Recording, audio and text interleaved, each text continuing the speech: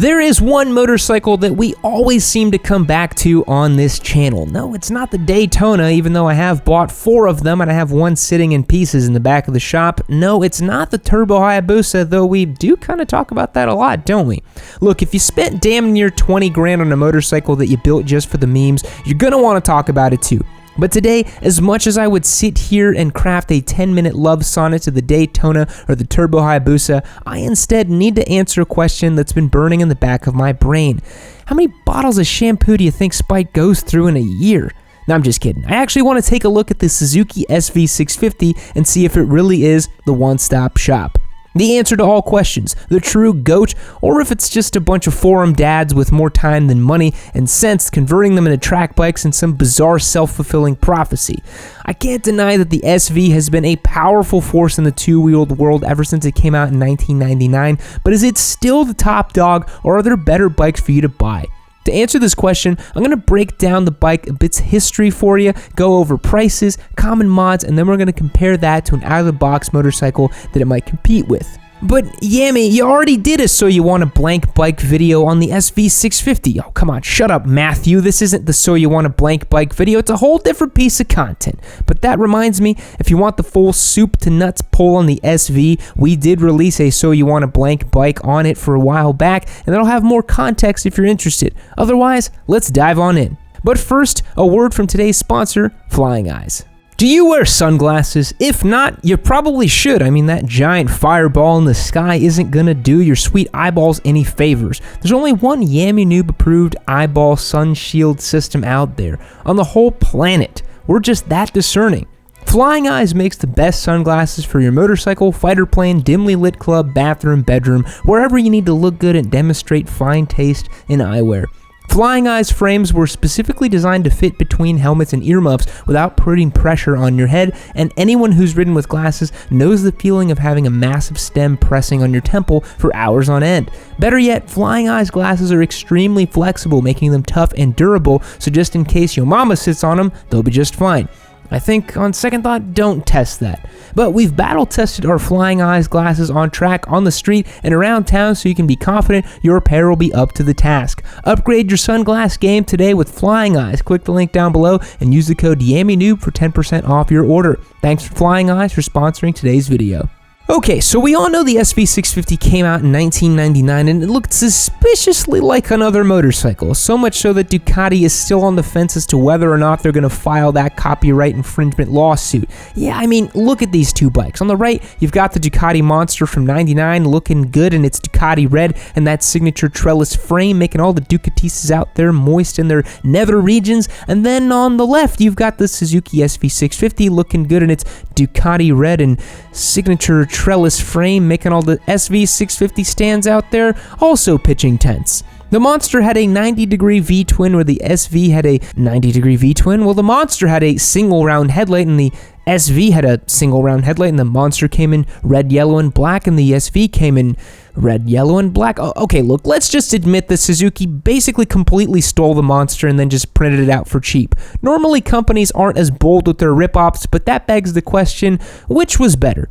On paper, the SV shamed the Ducati pretty much everywhere. You could get the Monster in the 600, 750, and 900 worldwide, and in Asia, you can even get a 400cc version. So we're comparing apples to apples. Let's use the Monster 750 numbers because even against V-twins, Italy needs a few extra cubes to be competitive. It was a 748cc air-cooled V-twin putting down 64 horsepower and 45 foot-pounds of Chile Contorgos. Instead, it came with upside-down Marzocchi forks with preload adjustability and fully adjustable Sachs rear shock. Instead of subjecting the world to an Italian carburetor, Ducati used 2 Mikunis, which helped improve the overall reliability by a small fraction. Come on, guys, it's still a Ducati. Finally, it weighed a little bit over 420 pounds, fully fueled. The SV, by comparison, only had 645 cc's, but it made 72 horsepower and 47 foot-pounds of torque. It had a 6-speed transmission compared to the Dux 5, liquid cooling, preload adjustability front and back, and a wet weight of only 386 pounds. That is pretty light.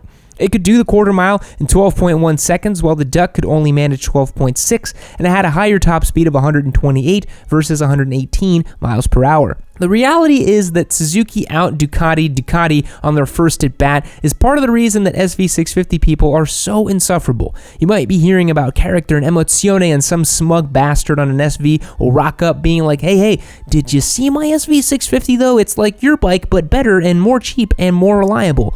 And then you punch him in the mouth and you have to spend the night in jail and call up a lawyer to deal with your assault charges. Emboldened by their success, Suzuki boldly made the same motorcycle for like the next 20 years. Sure, it got fuel injection and some other more modern features like ABS and a facelift that no one liked, and a trust us, everything's okay guys, seriously backpedaling to the original styling, but it's still a 645cc V-twin making 75 horsepower and 47 foot-pounds of torque. Yup, if anything shows Suzuki's we don't give an F attitude to motorcycles, it's running one model for 23 years and only getting a 3 horsepower bump. This is where all the SV650 people chime in claiming that it doesn't need any more power and that it's perfect as is. I like the Gladius. So that's the history in a nutshell. Suzuki beat Ducati and then proceeded to not do a damn thing with the bike for the better part of my entire lifetime. But the nice thing about motorcycles remaining largely unchanged for 2 decades is that you inevitably see a thriving aftermarket. Just ask Sportster people. They've been fixing Harley's mistakes since 1957. So let's take a deep dive into some forum lore and see what we can build an SV into and see what it'll end up costing you.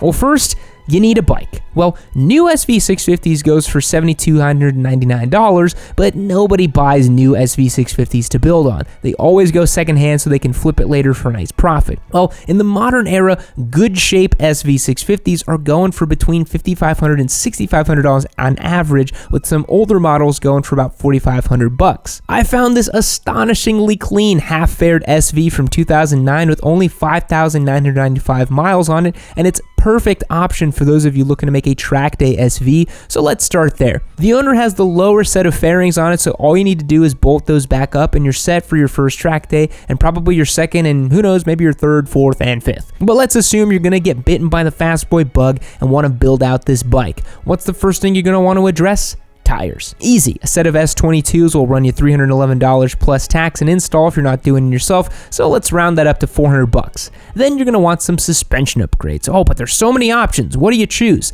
I would recommend a cartridge kit, something that gives you adjustability, but not the crazy price tag that come with Öhlins, or at least that's what I thought until I googled around a bit and found Öhlins kits only cost $829 versus eBay kits running around $600 and K-Tex at $1,200. It would probably be a couple $100 to have them installed regardless of whether one you went with, so let's call it $250 to be on the low side. Maybe you paid your local suspension guy and some cash and beer. But now you need a rear shock to match because you're going to want a whole shebang. Once again, Öhlins comes in clutch at $697 versus K-Tech and your other upmarket non-trash eBay stuff.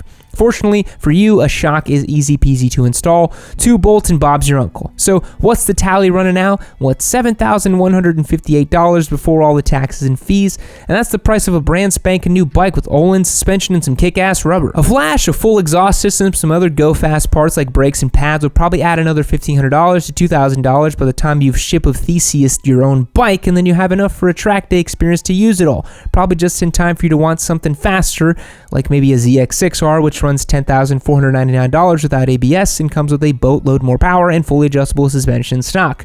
Or an Aprilia RS660 with all of its tech and that lovely engine for only $11,599. But that's just track day junkies, right? They're always going to want something faster and more capable. What about street riders who just want to have a good time with their buddies and hit up a local twisty road? Surely that humble $5,000 SV is going to get the job done, right? Well, yeah, at first, you'll be happily riding around enjoying the sights and sounds, but eventually one of your buddies will roll up on an MT-09 and let you take a rip. Then you'll hop back on the SV and miss all the torque. And maybe they'll let you ride around their 20660 and you realize how great cruise control actually is on a motorcycle.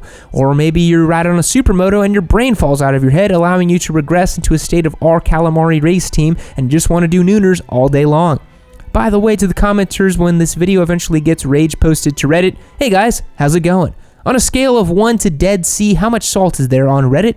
Lots? I hope it's lots. Anyways, the SV650 is a great place to start, but you're going to eventually want to move on to something bigger and better. It is only natural. But now that I say that, I think it describes the SV650 perfectly. As a starter motorcycle, it makes a great case, especially if you have a little experience already from riding dirt bikes as a kid maybe, or if you're a returning rider. If you're brand new, I'd still recommend starting on something like a Duke 390, a Svartbillen 401, a Ninja 400, etc., because an SV can be a bit of a handful if you're not careful.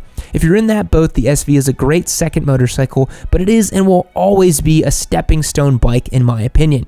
Could you convert your SV650 into a fully built track weapon? Absolutely. People even race them in the Twins Cup in Moto America. Could you get a great scrambler build put together and tackle some fire roads? Sure, we've even had a few people on the Discord send their SV into the mud for giggles. The thing is, while the bike is a great blank slate, you encounter the Sportster problem. You can spend as much money and time as you want making a bike to do something it was never really intended to do, or you could just take that cash and buy a better, more suited motorcycle. Don't get me wrong, when you move on from your SV, you don't have to sell it. It's like a bike you can keep in the garage for decades, and like the Energizer Bunny, it's just going to keep on ticking. But is it the answer to every question?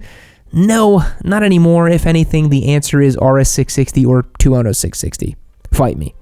Fact, the national animal of Scotland is the unicorn, but it should probably be the SV650. Goodbye.